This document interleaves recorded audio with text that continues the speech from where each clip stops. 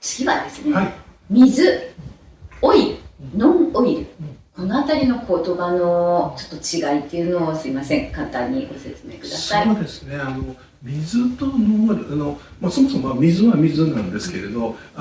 水だけをさっきもお話しさせていただきましたけど、水だけを塗ってもやっぱ入っていくと同時にそれ以上に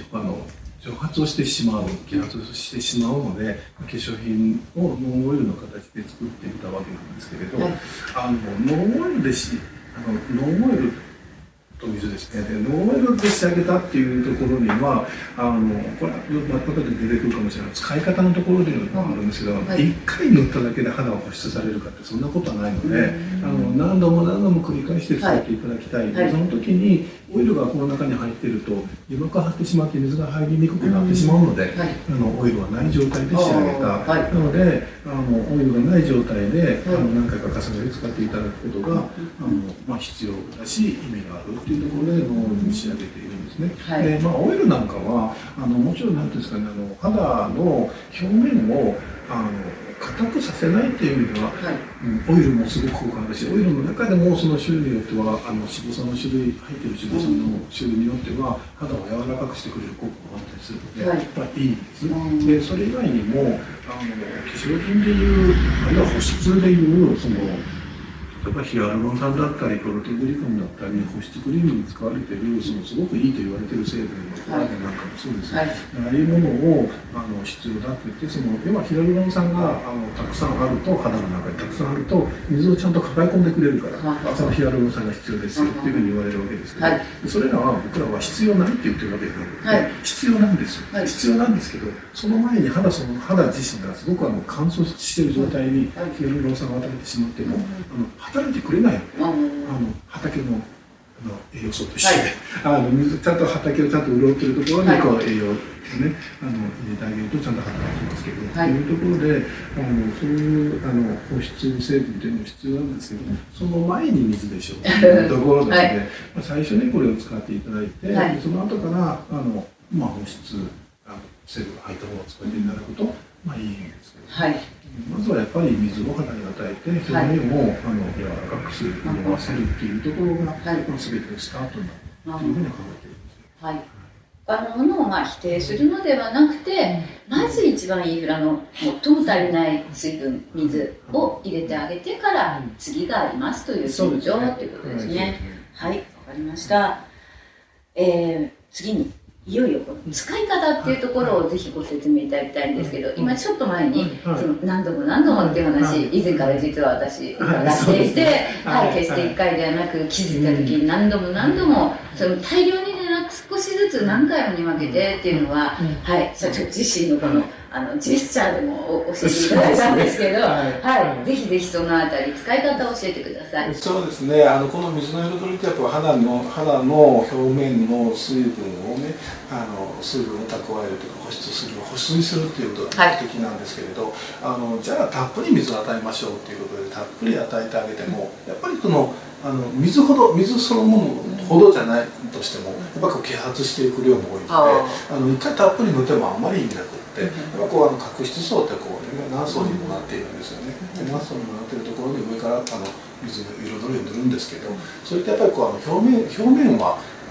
一旦潤いますけれど、やっぱ空気に近いこともあって表面に一旦潤った水分肌の角質層の上層部の水分もまたすぐやっぱ揮発してしまうんですね。で1回塗ってそのままでやめてしまうとやっぱり2、30分してなんかさっき塗ったけどあんまり変わってないよねって元に戻ったよねっていうふうになっちゃうんですよね。やっぱり表面をちょっと濡らしただけでは、やっぱり表面がちょっと潤ってる時にもう一度次の水を与えてあげるとやっと中層部まで潤う。中層部も潤ってる時にもう一度水を与えてあげたらやっと全体が潤うってすごく単純に言ってますけど、やっと潤うっていうところがあるので何度も何度も重ね塗りしてあげることで角質層何層にもなってる角質層全体が潤う。でその状態を維持してあげることで下から上がってくる新しい皮膚ももともと何ですかね皮膚の入れ替わりのサイクルっていうのが、加齢とともに長くなっていくっていうのは、その原因はもう最大なのは角質層が硬くなっていくから、こう水分が失われると硬くなっていくから、下から上がってくる皮膚が、頭使えるわけですよね、硬いから。なんでそこ上を柔らかくしてあげると、よりスムーズな肌の入れ替わりが行われるっていうことで、角質層をまず潤わせてあげることが大事。そのためには1回塗っただけじゃダメで、やっぱり何度も何度も重ね塗りをしてあげることで全体が柔らかくなる。そこにさらにヒアルロン酸とかそういうね、栄養素を与えてあげるとより働くのかもしれませんけど、そうやってこう角質層のところを柔らかくしてあげることで、やっぱり肌自身が入れ替わるっていうのは傷も治っていくっていうことになるので、治っていくっていうことがあるんですけど、っていうことになるので、やっぱこう柔らかくする、水分を与えて柔らかくするっていうことがとっても大事っていうところですね。もし具体的に、例えば何回ぐらいお家にいる時でしたら、女性の方が例えばですよ、じゃあ70歳の方、女性の方、お家に1日います、いつでもつけられる水の彩りありますっていう状況の中で、例えば何回ぐらいこう塗る感じをおすすめしたいですか？明確に僕はいつも言うのは、大体働いてる皆さんファンデーションして外に出かけて家帰ってきてお風呂入ってメイク落としますっていう、そこから保湿ってスキンケアって始まっていくので、大体そこの話をさせていただくんですけど、お風呂上がって平均的にですよ、寝るまでの間に3時間ぐらいもしあったとしたら、30分に1回ぐらいに、そんなにですか？5、6回に、5、6回3時間ぐらいあったら5、6回塗ってみてください。ただそれはすごく面倒くさいことなので、少しずつとはいえ、少量ずつとはいえ少し面倒くさいことなので、それをじゃあ一生続けなきゃいけないんですかって言われるんですけど、いやいやそんなことはなくて、5、6回塗るっていうのを、大体5、6回っていう回数もそう、1回に使う量もそうなんですけど、皆さんやっぱり個人差ありますから、一概に言いませんけど、大体ですけど、寝るまでの間に5、6回塗るっていうのを、およそ4週間ぐらい続けていただいたら、多分塗る回数は2回ぐらいでいいようになっていく。そういうことですね。そうすると、それってじゃあ4週間測って、じゃあ今日から2回でいいので、そういうことじゃなくて、感覚で分かると思います。潤ってきたなっていう感じが。やっぱりね、最初のうちってやっぱり塗っても乾燥するので欲しいと思うんですよ。でそれをずっと続けていただくと、そんなになんかでもちょっと違う感じがしてくるので、そうすると2回ぐらいで良くなってくる。なんですか。分かってくると思います。目安としてはなんか3時間ぐらいあったらっていうか、2、30分に1回ぐらい薄くでいいから塗っていただいたら、でもあれですよ、そういう状態になってもそんな感じのペースで塗り続けていただいた時、より肌は良くなると僕は思ってます。っていうのは、普通の保湿クリームとか保水ではなくて保湿力の高い化粧品なり、薬もそうですけど、要は過剰に塗ってしまうと、保湿過多っていうと保湿しすぎっていうことでベタついてしまったり、吹き出物が出てしまったりという原因になるんですよね。でその意味で水の彩りが使いやすいって言われるのは、やりすぎても塗りすぎても逆のトラブルにはほぼならないっていう、水っていくら塗っても、飲むのは別ですけど、いくら塗ってもトラブルにならないと思うんですよ。肌が痛むというかアレルギーを起こすみたいなのはないと思うんですよ。より水に近いので、もっとなたがあって、絶対に誰もとは言いませんけど、トラブル起きにくいんですよね。なので、ちょっと塗りすぎかな、回数的に塗りすぎかなと思うぐらい使っていただいても、悪いことないから、やってください。わかりました。まずはそこまでしっかりやれるところまでやってみて、ほぼほぼ過剰になることはないという話ですね。思ったよりも回数が多くてちょっと驚きましたけど、じゃあもし私のご質問したお家に1日いらっしゃる方だったら、それこそその倍ぐらい1日10回ぐらい少量ずつ入れてみるみたいなことをすると、比較的角質の硬くなってるご高齢の婦人の方でもだんだんに潤っていくわけですね。もう土が潤うように皮膚が潤っていって、お肌より吸収しやすい、より強いお肌がまたできていくっていうことで。楽しみですね。洗顔後だとその集中的にスキンケアやるということで30分に1回ということなんですけど、24時間起きてる時間18時間のうちに30分に1回でしんどいので、そんな日中そのほどでもなくていいとは思うんですけど、それでもやっぱりもし塗れる環境が状況があるならば、やっぱり1、2時間に1回ぐらい思い出すために持ってくるっていうぐらいしていただくと、やっぱりいいと思うんですよね。かりました。エアコンにも当たると乾燥しますし。そうですね、季節にもよりますしね。わかりました。お客様の声で言うと、そういった使い方をしながら、例えば数ヶ月ぐらいでこう変化が出てくるみたいなお声が多いですか？1ヶ月ぐらいで、変化出ましたって声が多いですね。そうですか。そのようにやっていただければ。ではすごいなんか期待できるし、1ヶ月ぐらいなら一生懸命頑張ろうっていう感じでやってみて、自分の変化が出てくるとよりやる気になりますからね。でその意味ではすごく変化が分かりやすいのは僕よく言うんですけど、かかとって皆さんカサカサしてると思うんです。やっぱり乾燥してるけど知ってるけど塗るとなんかその辺にフローリングでなんかクリームつけてあることになるか、靴下かスリッパ履いたら半分以上それに取られちゃうみたいなイメージがあるから、あんまりケアしないでほっといちゃう。そうするとなんか乾燥してるところにせっかく剥がれ落ちようとしてる角質があるのに踏みつけてまた固めるからどんどん層になっていくんですよね。お顔以上にどんどん層が分厚くなっていくからその透明感も失っていくし硬くなっていくし最後はひび割れてしまうっていうことになる。多分そこまでじゃないとしてもやっぱかかとって皆さん乾燥してると思うんですよね。でその一度試しに片方のかかとにだけもうこれがいいから3時間の間にもう10回ぐらいも集中して片方だけ塗ってみていただいて、そしたらそれをやるかやらないかでどんだけ違うかってすごい分かると思うんですよ。もう一晩で分かりますから。もう違う。それを毎晩続けてくると本当にそこまで僕やってないですけど1ヶ月ぐらいこっちだけケアするってやったら多分すごい差が出ると思うんです。それがお顔でそういうことなんですよね。同じなんですよそれはね。その構造は違うけどその保湿保水っていう意味では同じなのですごくそれで見ていただけるのでそうしたら顔もやらなきゃねそういう危機感を持って始められると。だからそういうのすごく分かりやすいので。分かりました。社長のなんか片側に塗るっていうのは以前にも伺ったことがありますけど、顔でやるにはねちょっとそうですね、ちょっとね差が出てしまったからどうしようっていうのがあるので、じゃあ密かにかかとでまずはやってみて、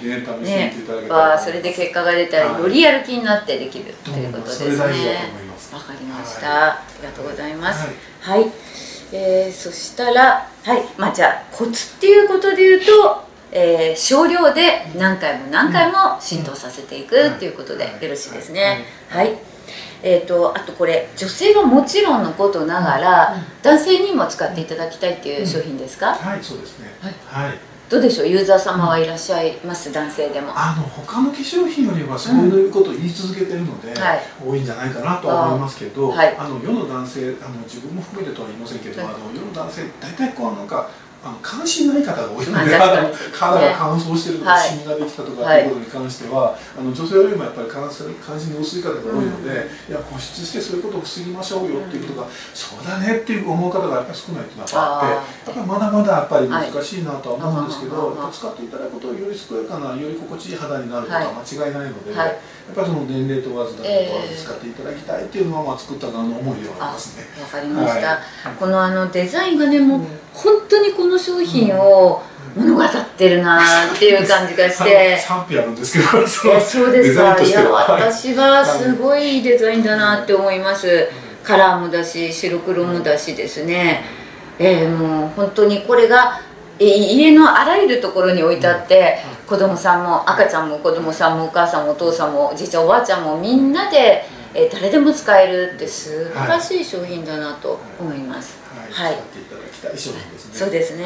わかりました。じゃあ男性もまだまだちょっと意識が強くないかもしれませんが、なんか若い人は今時保湿とか肌に気を使っている方も多いので、はい、ぜひうちの社員にも使ってもらいたいと思います。ありがとうございます。はい。では次に部位ということで、お顔はもちろんのことながらあと何かどこか体の部位でここにはって使ってほしいっていう場所ございますか？やっぱ体結論は全身に使っていただきたいということなんですけど、やっぱその肌の構造みんな部位によって違うので、そもそもすごく乾燥するところとすごくその油分が出るところと、いろいろあって、はい、実際やっぱり一番使っていただきたいっていうことでいうとやっぱ顔ですし、手ですし、はい、